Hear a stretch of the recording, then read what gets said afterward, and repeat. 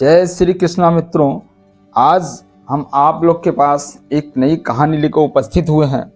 ये द्वापर युग की कहानी है। ये महाभारत के महान योद्धा पितामह भीष्म को कौन नहीं जानता है। उनके बिना तो महाभारत की कहानी ही अधूरी है। आज उनकी कहानी लेकर आया हूँ। दोस्तों इस कहानी सुनाने से पहले अगर आप हमारे चैनल पर नए हैं तो प्लीज़ चैनल को सब्सक्राइब कर दीजिएगा। वीडियो और कहानी अच्छा लगेगा तो वीडियो को लाइक कर दीजिएगा और दोस्तों को भी शेयर कर दीजिएगा।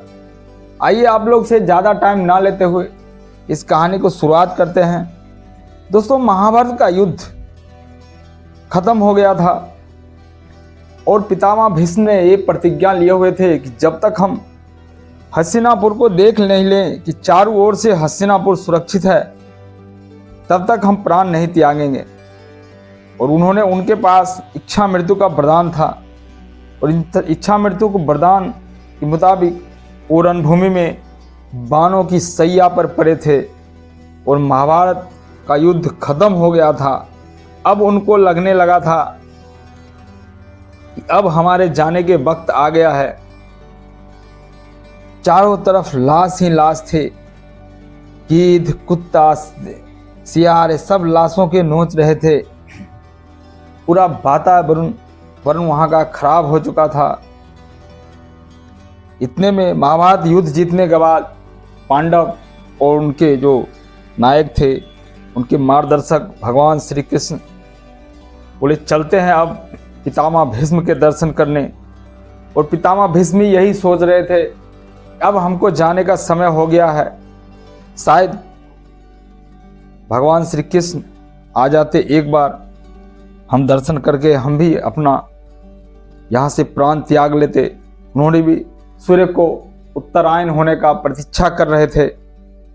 इतने में कुछ कदमों की आहट आने की सुनाई दी और कुछ ही क्षण बाद उनके सामने, उनके चरणों में के सामने खड़े पांचों पांडव और भगवान श्री कृष्ण बोलते हैं, प्रणाम पितामह। भीष्म पितामह बोलते हैं, आयुष्मान भव, आओ वासुदेव, हम तुम्हारा ही प्रतीक्षा कर रहे थे। इतना सुनते ही पांचों भाइयों ने एक एक करके पितामह भीष्म को प्रणाम किया और कृष्ण भगवान बोले, मैं तो अब ये भी नहीं कह सकते हैं कि पितामह आप कैसे हैं। ये अंतिम घड़ी में कृष्ण भगवान ने पूछे, क्या कहूँ। हाथ जोड़ करके सामने खड़े थे भगवान कृष्ण और पितामह भीष्म बोले, एक बात कहूँ कन्हैया। बोले, हाँ पितामह कहिए। तुम तो ईश्वर हो ना। बोले, नहीं पितामह, मैं तो आपका पुत्र हूँ, आपका पौत्र हूँ। कुछ पूछूं? मेरा ये अंतिम समय में कुछ संदेह अंदर मन में है, अंदर आत्मा में है। मैं चाहता हूं कि कोई संदेह लेकर ना जाऊं यहाँ से। बोलता, हाँ पूछिए पितामह। बोले, ये तो बताओ वासुदेव, ये महाभारत के युद्ध में जो हुआ वो सही हुआ क्या? वासुदेव कृष्ण बोले, किसकी ओर से पितामह? पांडव की ओर से या कौरवों की ओर से? पितामह बोले, कौरवों को तो बात ही छोड़ दो। पांडव की ओर से जो हुआ वो सही था क्या? वो सही हुआ क्या? कृष्ण भगवान बोले, क्या हुआ? मैं समझा नहीं पितामह। भीष्म पितामह बोले, वासुदेव छलिया, अब तो ठकना छोड़ दो, अब तो ये मंद ग्रंथ बातें बनाना छोड़ दो। बोले, कृष्ण भगवान बोले, क्या गलत हो गया पितामह, अब बताएं। बोलो।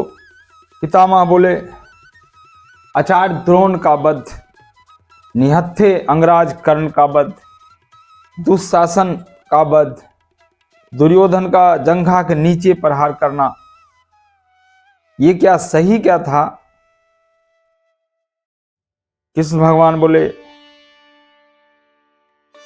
आप तो जानते हैं पितामह, मैं तो इस युद्ध में कुछ हूं ही नहीं। ये तो पांडव जाने, ये युद्ध तो उनका था, ये वही जाने। पितामह भीष्म बोले, अरे छलिया वासुदेव, पूरा इतिहास ये कहे कि इस युद्ध को अर्जुन और भीम ने जीता है, लेकिन मैं ये कहता हूं ये सिर्फ तुम्हारी जीत है और सिर्फ तुम्हारी जीत है। तुम ये कैसे कह सकते हो कि पांडव ने किया, ये बताओ। फिर कृष्ण भगवान ने कहा, बोले, ये पितामह, समय के साथ, परिस्थिति के साथ उसको निर्णय लेना पड़ता है। ये वही निर्णय लिया और ये पांडव जाने, हमारा जो काम था वो हमने किया, हमने तो युद्ध नहीं किया। पितामह भीष्म बोले, तो क्या तुम मेरे ऊपर शस्त्र लेके नहीं आए थे मारने के लिए? बोला, नहीं पितामह, वो तो मैं अर्जुन को मार्गदर्शित कर रहा था। बोलता, अभी भी तुम ठगना बंद नहीं करोगे? बताओ, ये जो युद्ध हुआ है, ये युद्ध में जो तुम बोल रहे हो, ये सब पांडव जाने, ये मर्यादा पुरुषोत्तम राम के अवतार श्री कृष्ण बोल रहा है? बोलता, हाँ पितामह, मर्यादा पुरुषोत्तम राम वो त्रेता युग मिले थे और उनके अवतार में खलनायक भी रावण जैसा था और उसका भाई विभीषण जैसा भक्त भी था। और हमारे द्वापर में जो खलनायक है, कंस जैसा, दुर्योधन जैसा, दुशासन जैसा, जयद्रथ जैसा, जरासंध जैसा, तो हर परिस्थिति में, हर समय के अनुसार निर्णय लेना पड़ता है पितामह। इसमें बुराई क्या है? पितामह बोले, तो इससे क्या गलत परंपरा चालू नहीं होगा? इससे तुम्हारा इस निर्णय से गलत परंपरा चालू नहीं होगा जो हमारे सनातन धर्म के खिलाफ नहीं होगा? कृष्ण भगवान बोले, नहीं पितामह, आने वाला समय इससे भी और बेकार आने वाला है। आने वाला समय और कठोर होने वाला है। कृष्ण से भी और कठोर होना पड़ेगा, तब ये चलेगी, धर्म बचेगा, नहीं तो धर्म नहीं बचेगा। लोगों को परिस्थिति के हिसाब से निर्णय लेना पड़ता है। सब कुछ भगवान के ऊपर छोड़ने से नहीं होगा। भगवान तो सिर्फ रास्ता दिखाता है। आप बोलते हैं हम ईश्वर हैं, हमने तो सिर्फ पांडवों को रास्ता दिखाया है, हमने मार्गदर्शित किया है। सारा युद्ध तो पांडवों ने लड़ा है और उनकी जीत है, हमारी जीत कहाँ है पितामह? इतना कहते कहते पितामह भी हल्की मुस्कान के साथ बोले, तुम जीतने नहीं दोगे। और उन्होंने सूर्य को उत्तरायण होने का प्रतीक्षा कर रहे थे और बोले, एक छोटी सी इस भूमि का मिट्टी का तिलक लगा दो मेरे माथे पर। हे अर्जुन, उन्होंने अर्जुन से कहा, एक तिलक लगा दो मेरे माथे पर। लेकिन भगवान श्री कृष्ण ने बोले, हे पितामह, ये सौभाग्य मुझे प्राप्त होने दीजिए। फिर पितामह बोले, जी तो मेरा भी यही कर रहा था, लेकिन मैं हे देवकी नंदन, तुम्हें आज्ञा तो नहीं दे सकता। फिर भगवान श्री कृष्ण ने एक थोड़ी सी मिट्टी लेकर के पितामह भीष्म के सर पे तिलक लगाए और पितामह बोले अब ये सूर्य भी उत्तरायण हो चुका है और अब मैं देख रहा हूँ ये हस्तिनापुर चारों ओर से सुरक्षित है, कहीं कुछ नहीं है। अब हमारा प्रतिज्ञा जो लिया था हमने वो पूरा होने को समय आ गया है और मैं चाहूँगा कि हमारा भारतवर्ष सदा सुखी संपन्न रहे। दोबारा ऐसी महाभारत की युद्ध कभी न हो, कभी ऐसी नौबत न आए कि दोबारा महाभारत जैसा युद्ध हो।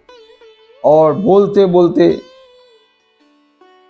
पितामह भीष्म की आंखें एकदम नम सी हो गई और धीरे धीरे धीरे नम होते होते उनका आंखें बंद हो गया और बोलते हैं ओम बोल के पितामह भीष्म ने अपना प्राण त्याग दिए। दोस्तों, ये कहानी थी पितामह भीष्म और भगवान श्री कृष्ण के संवाद की। फिर आपसे एक विनम्र निवेदन है कि अगर ये कहानी अच्छा लगा हो और वीडियो अच्छा लगा होगा एक लाइक कर दीजिएगा और आप हमारे चैनल पे अगर नए हैं तो चैनल को सब्सक्राइब कर दीजिएगा, क्योंकि आपका एक लाइक और सब्सक्राइब से हमारा हौसला और बढ़ जाता है। जय हिंद, जय भारत। मिलते हैं एक नई जगह की नई कहानी के साथ में।